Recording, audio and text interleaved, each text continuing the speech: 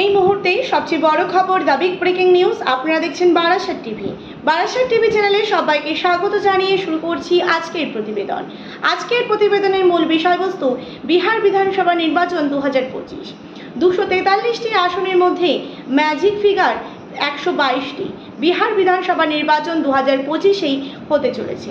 Vote হবে এই বছরেরই October এবং নভেম্বরের শুরুতেই, এমনটাই কিন্তু দেখা যাচ্ছে। তবে নির্বাচন কমিশনের সূত্র অনুযায়ী এখনও কিন্তু নির্দিষ্ট করে দিনক্ষণ কিন্তু ঠিক করা হয়নি।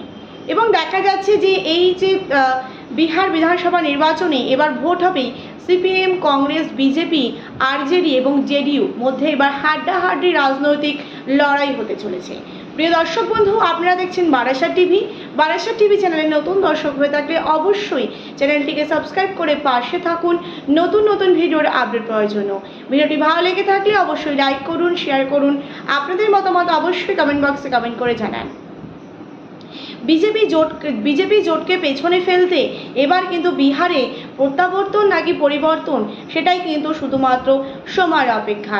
এবং দেখা যাচ্ছে যে এবার কিন্তু রাজ্য রাজনীতিতে বড় চমক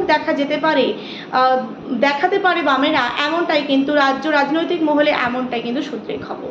এবং দেখা যাচ্ছে যে বিহারে পরিবর্তন কি বাংলায় তার প্রভাব পড়বে, সেটাও কিন্তু দেখার বিষয়। বামেদের জয় এক প্রকার নিশ্চিত, এমনটাই কিন্তু মনে করছেন নিচু তলার কর্মীরা।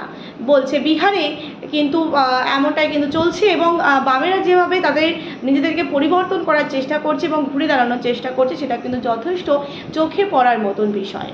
প্রিয় দর্শক বন্ধু, এই ছিল আমাদের আজকের প্রতিবেদন। ভিডিওটি ভালো লেগে থাকলে অবশ্যই লাইক করুন, শেয়ার করুন। আপনাদের মতামত অবশ্যই কমেন্ট বক্সে কমেন্ট করে জানান। 2025-এর বিহার বিধানসভার ভোট সঙ্গে 2026-এও কিন্তু বেশ কয়েকটি রাজ্যে ভোট আছে। এবং দেখা যাচ্ছে যে এই যে বিহারে নীতিশ কুমারের জোট নাকি স্পষ্ট করবে, নাকি আবার ইন্ডিয়া জোট নতুন করে ঘুরে দাঁড়াবে, সেটাই কিন্তু দেখার বিষয়।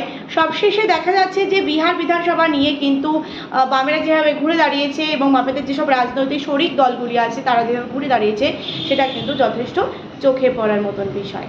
ঠিক তেমনই 2025-এ বিহার বিধানসভা নির্বাচন, ঠিক তারপরেই কিন্তু 2026-এ বাংলাতে বিধানসভা নির্বাচন। এবং বাংলাদেশ শাসক দল তৃণমূল নাকি আবার সরকার গঠন করবে, নাকি অন্য রাজনৈতিক দল এবার ঘুরে দাঁড়াবে, সেটাও কিন্তু একটা হাড্ডাহাড্ডি রাজনৈতিক লড়াই।